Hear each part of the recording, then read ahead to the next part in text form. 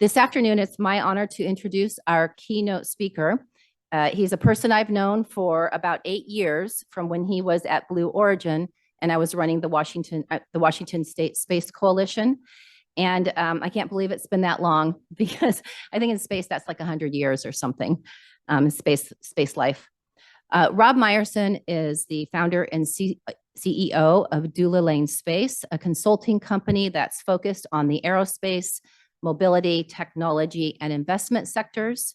He's an angel investor, advisor, and director for companies including Hermeus, ABL Space, Hadrian, Axiom Space. I don't know how to pronounce this one. Sky, Starfish Space, and others. Rob is the former president of Blue Origin, and he grew the company from its beginnings to more than 1,500 person organization between 2003 and 2018. Before joining Blue, Rob was senior manager at Kistler Aerospace, and he began his career as an aerodynamicist at NASA's Johnson Space Center. He earned his BS degree in aerospace engineering from the University of Michigan and got his master's degree in industrial engineering from the University of Houston, which is also my alma mater. It's where I got my BA. He is an AIAA fellow, a trustee of the Museum of Flight in Seattle, and a member of the University of Michigan College of Engineering Leadership Advisory Board. While at Blue, Rob and his team were awarded the Robert J. Collier Trophy from the National Aeronautic Association in 2016, and Rob was awarded the Space Flight Award by the American Astronautical Society in 2017. Please help me welcome Rob to the stage.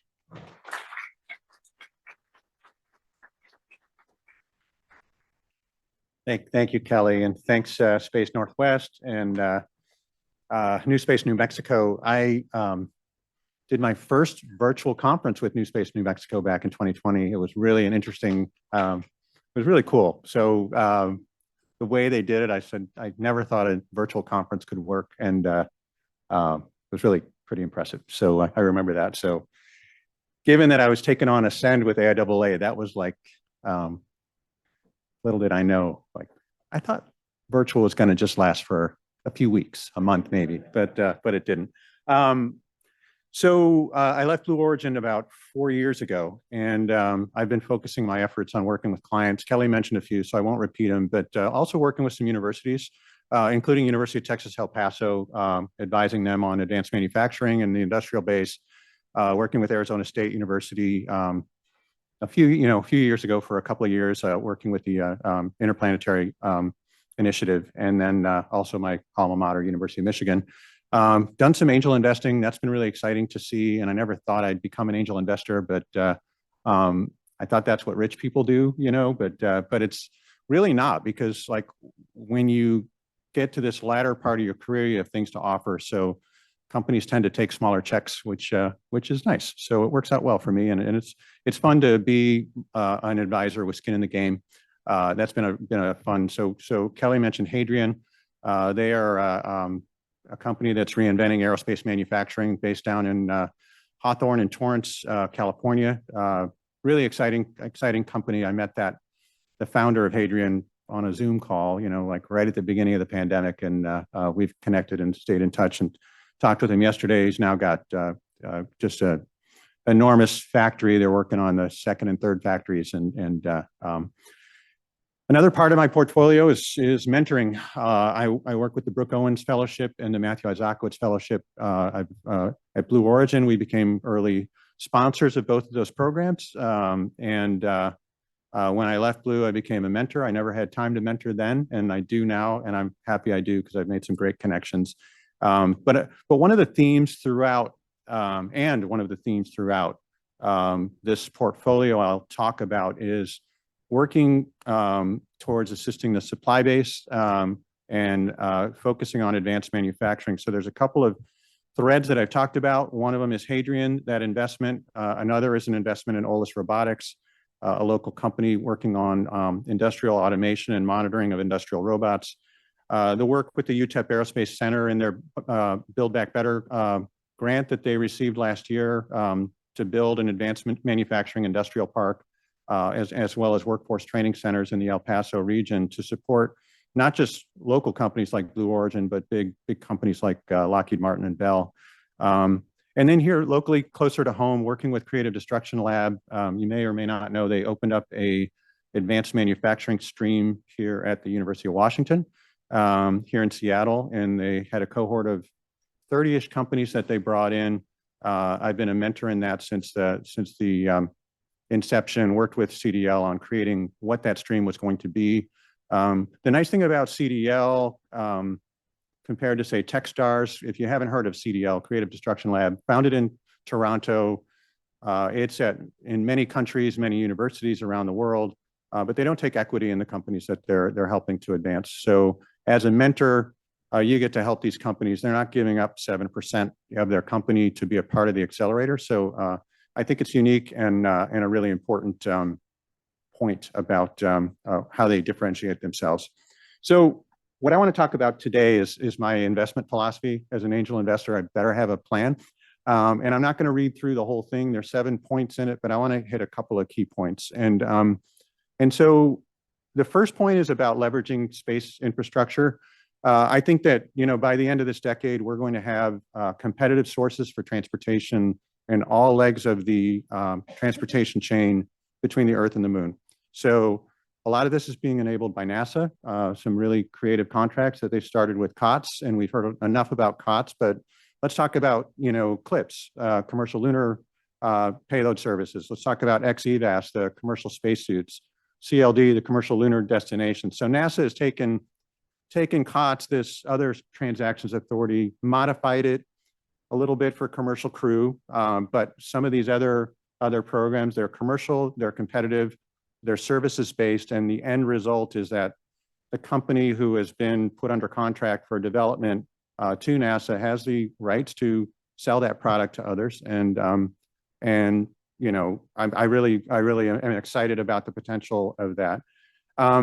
Launch costs have come down 50 to 90% in the last 5 years due to SpaceX, number one, no surprise, but also rideshare and partial reusability.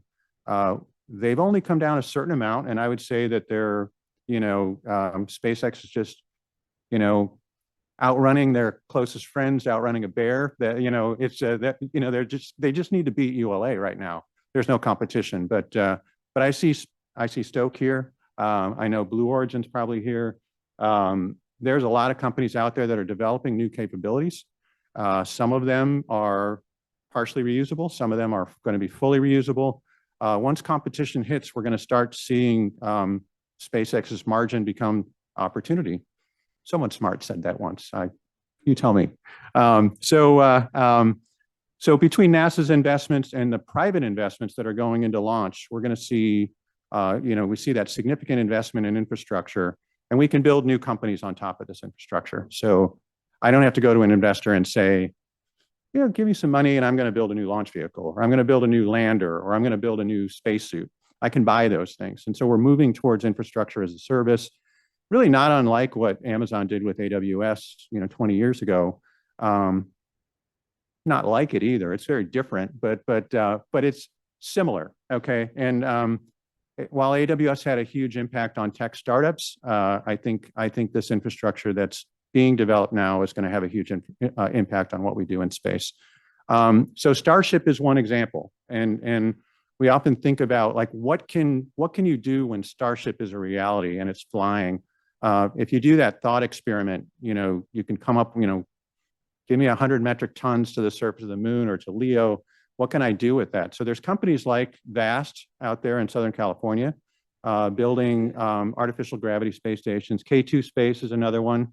They're building very, very large satellite buses, just around Starship as an opportunity. And I think that, as you leave today, I hope you'll think about that as what are the other things that can be real differentiators, transformative for you, and if you decide that you're going to start a company.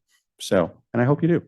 My point two in my investment philosophy is living off the land.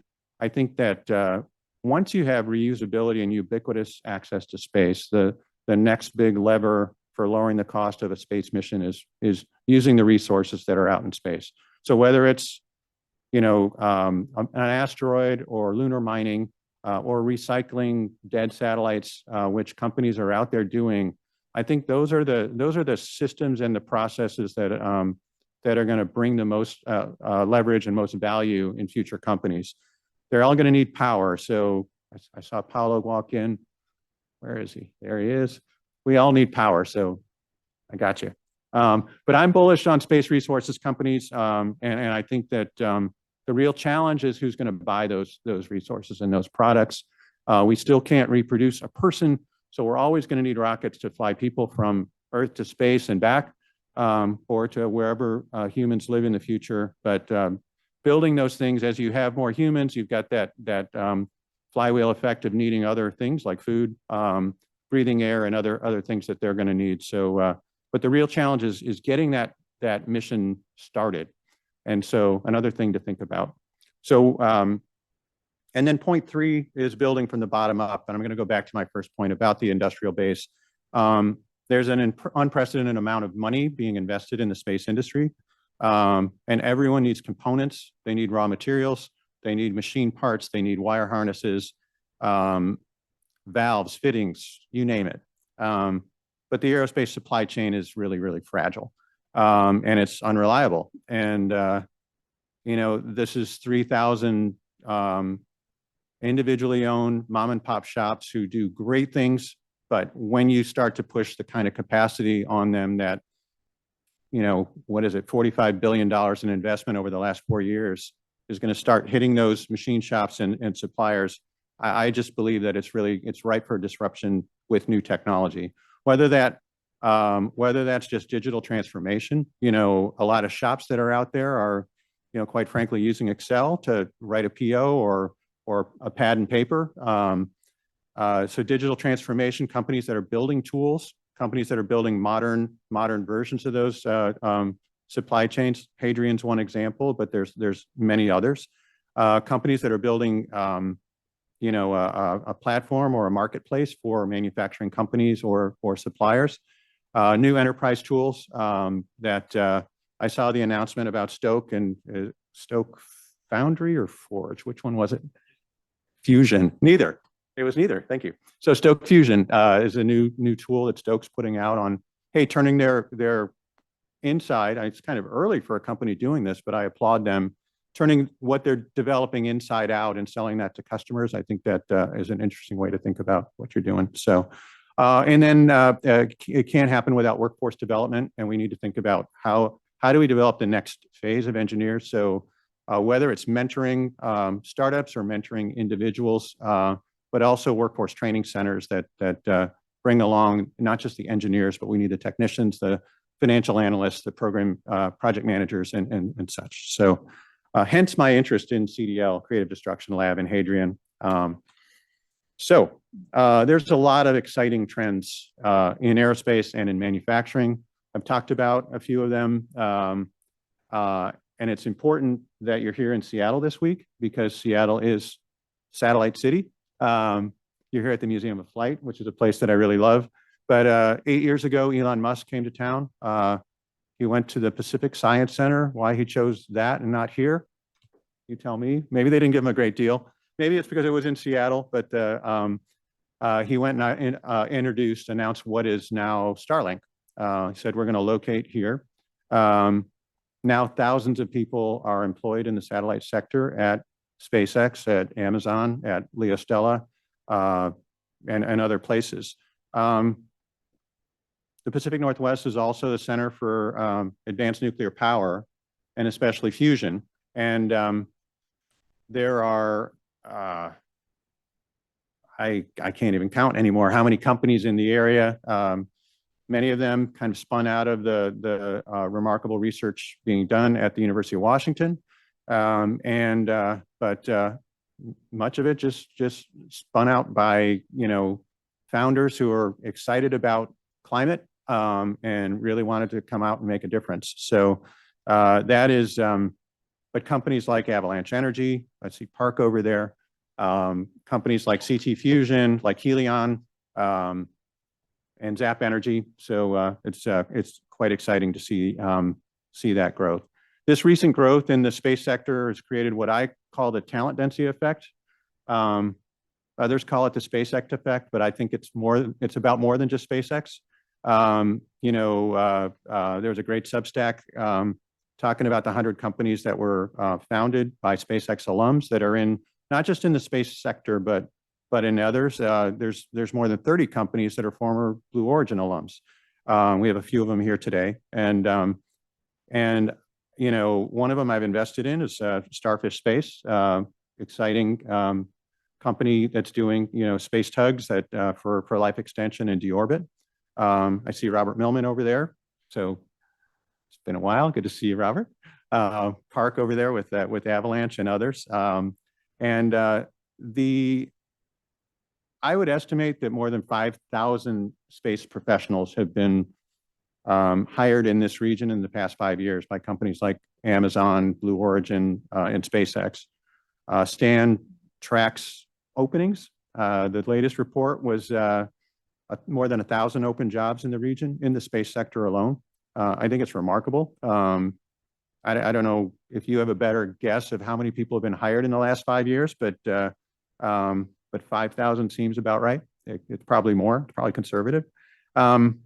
So let me close out with a couple of points. One is, why start a space company now? If you're thinking about this, first off, I think the talent is competitive. We're competing for talent right now, but I think the talent is out there. The alternative is worse. There's so much talent, especially in this area. When you add up, the telecom industry and the tech industry, the cost of space access is coming down, as I pointed out earlier, and we'll soon be able to purchase services for everything from spacesuits to lunar mobility to in-space transportation. Because we'll be able to build these new companies on top of infrastructure built by others, it opens up the opportunities for people in the tech industry, people with data science and software backgrounds to start to look at how can we evaluate moving into the space industry. And then the most important thing, I think, is that the government is continuing to invest. As the talk that VC is not investing in space anymore, or not investing at all, or they're crawling into a hole somewhere, I just don't believe that. I think that they're still investing in good companies, but the government is still investing, period. The Artemis program is strong. We've just hit, on the first mission, just announced the astronauts for the second mission yesterday, and it's exciting stuff. But that program is hitting its stride. And we also have a new Space Force that is growing. Just had a first mission with the Space Development Agency over the weekend. And those two agencies are going to continue to grow and continue to need the support of a very strong and viable industrial base.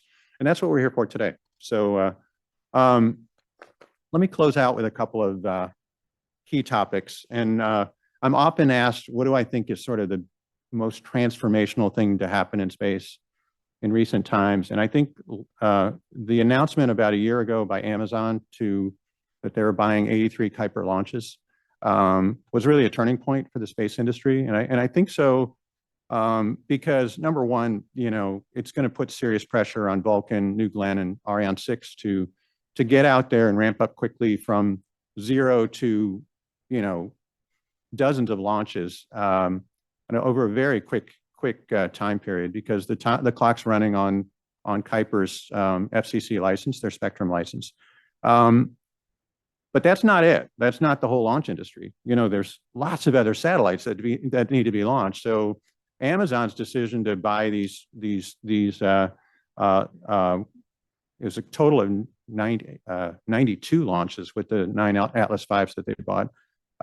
Creates an opportunity for other emerging launchers. So, some of the companies are in the room today. Some of them are down in LA, like ABL, Relativity, Firefly. It creates an opportunity for all of them because there's a lot of satellites that need to be launched, and Amazon's not the only customer, and Starlink's not the only customer either. And then finally, and more importantly, all that money flows all the way down to the supply chain, to the lowest levels. So last summer, there was press releases that ULA was buying, an enormous number of GEM 63 strap-ons, RL10 engines, the largest procurements in history. These happened, less than a year ago. All of that flows down to the next level. The additive manufacturing companies, the machine shops, the raw material suppliers. So, in this, it's just one customer. So I think that's really important. I think it's a really important turning point. It hits on this area because Amazon is located in this area. I talked about launch. I didn't even talk about the satellites. They got to build the satellites, 3,200 satellites. So that all flows down into the supply chain as well. They're not going to do it all here, but they're going to assemble them here, and they'll build a lot of the parts here. So with that, I'm open for questions. So really excited to be here, and I want to thank you for the opportunity. So thanks.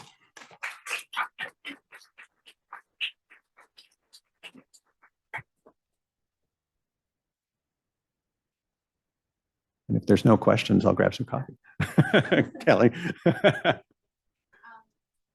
talk a lot about all these disparate new companies and so forth, and they're kind of all singularly focused for the most part. Do you see maybe mergers or acquisitions where they're going to be more vertically integrated and offer end-to-end end-to-end type of programs or services? So the question was, do I see merger and acquisition opportunities with some of these smaller, disparate startups? I'm, you can always sit and imagine like how could these companies get together and be stronger? I don't know of anything specifically, but I think certainly there's opportunities out there, and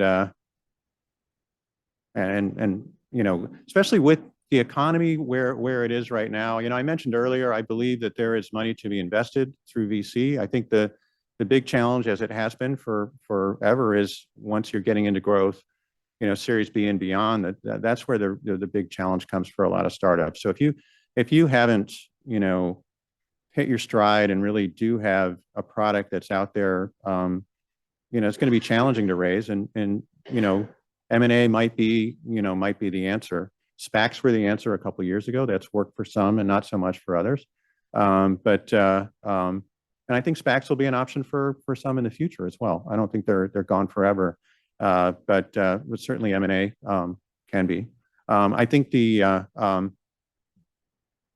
there's new opportunities. Private equity is another option. I don't think it's always the best option. There are alternatives to private equity as well. We've seen some funds that have been created to roll up companies. We've seen some companies set up with funds specifically to roll up companies in the manufacturing area. So excited to see how those turn out. So yeah, Bucky. Yeah. Hey, Rob.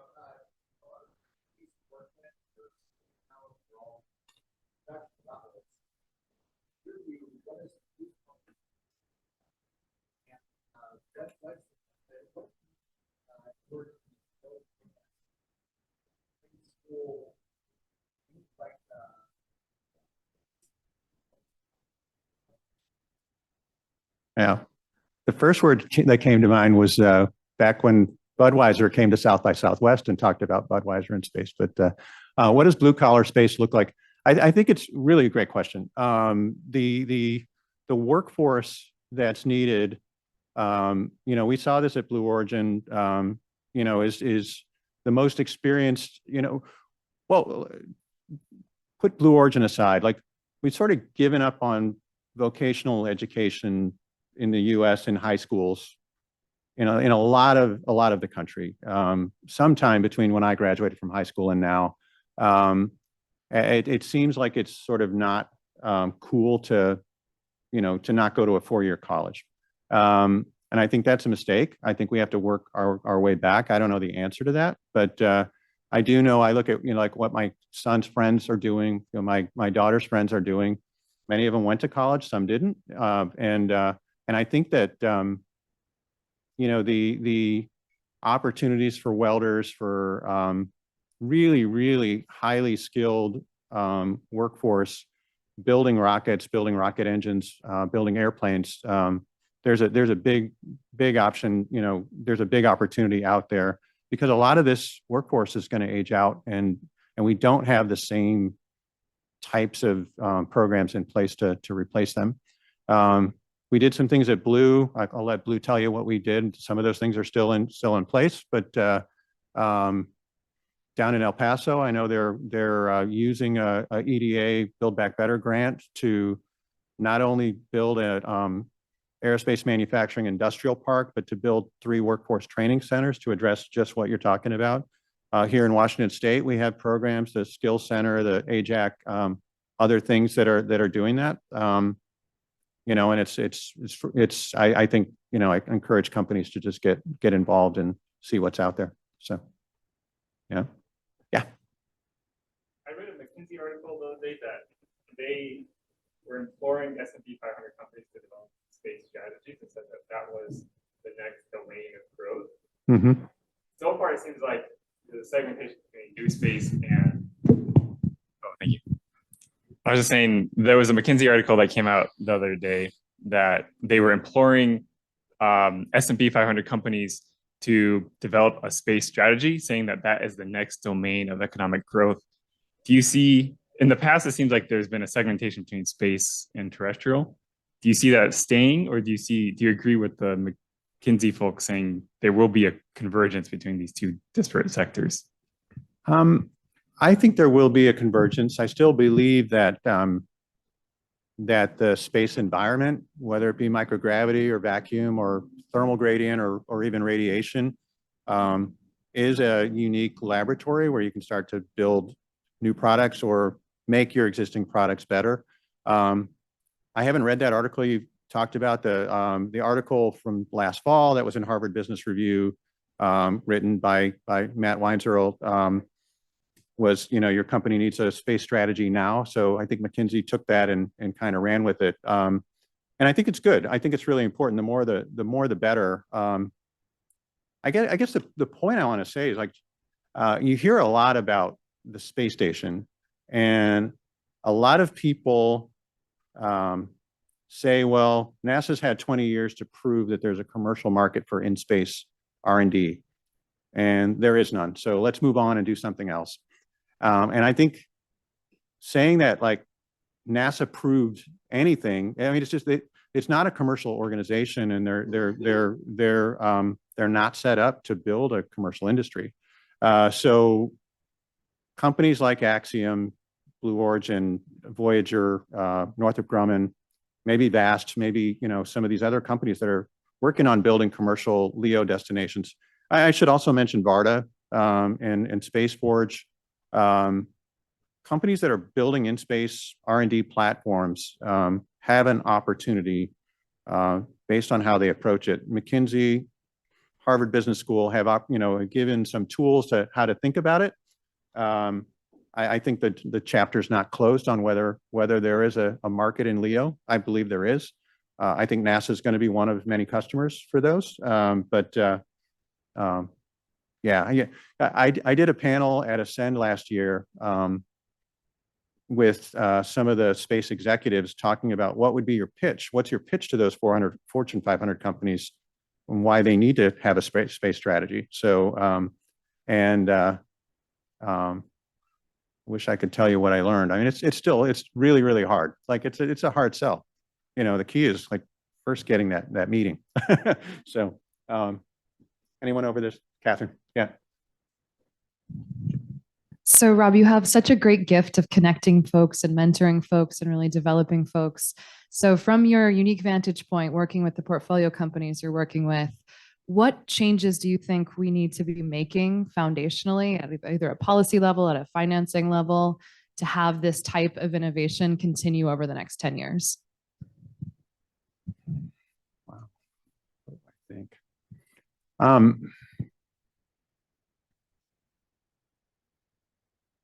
I don't think it's a policy issue. I think they're, kind of following up on the prior question. I think we need to have events where space companies and investors are together in the same place. And I don't just mean the Morgan Stanley Space Conference or things like that, but if we can get investors interested enough in space to come to an event where there's engineers and developers, I think it becomes less intimidating.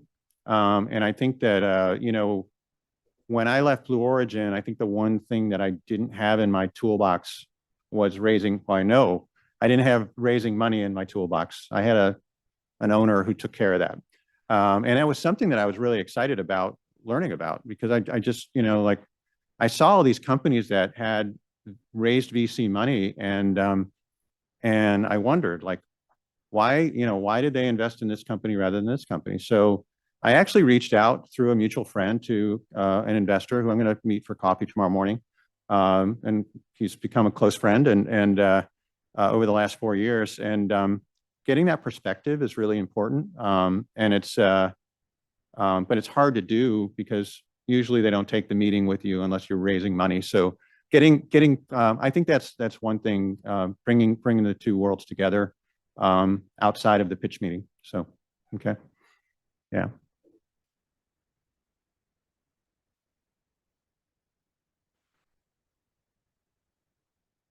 Thanks. You brought up the investments from Amazon in launch. Obviously, what SpaceX has been doing with Starlink in the region, and how commercial industry has really pushed things forward. And the implications downstream. I'm curious. You did mention Artemis 1 as well, but what is the government's role going forward? Where do you see that the energy being focused there versus where commercial industry plays? Yeah, my opinion, of course, is deep space exploration, pushing new technology, investing in the industrial base, investing in the workforce, inspiring the country. I think those are all important areas. Not just, so you said the government, so NASA and the Space Force and Department of Commerce, FAA. FAA, of course, has the regulatory side as well. I think those are really important roles. And if we have I keep harping on the industrial base because it's how many companies, I have a report from the pre-phase A studies on space shuttle, and there are so many companies that participated, and the innovation, the different concepts. Chrysler, the car company, participated in pre-phase A for shuttle. Boeing, of course, GD, General Dynamics, Convair, McDonnell, and Douglas. So it's just there are so many companies out there, and so if NASA spent a little bit of time just ensuring that we have a thriving industrial base at the prime and the lower tier level, that would be an important role of not just NASA, government. If government did, I think that would be another important role. So. Okay.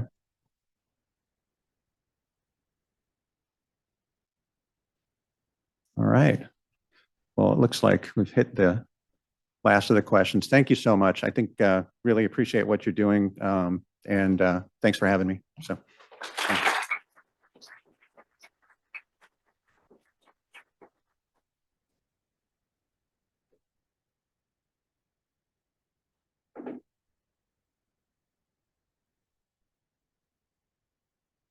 So I think we're back to our sessions. Yes. All right. Energy and propulsion. It's all yours, Alex.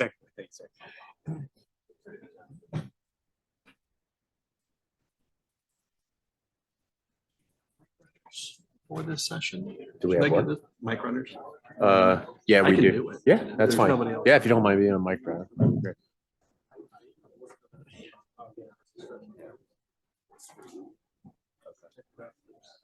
Hey, we're going to take a couple minutes here. So if you guys want to take a break, let's try and be back in here at 4:12. So 5 minutes.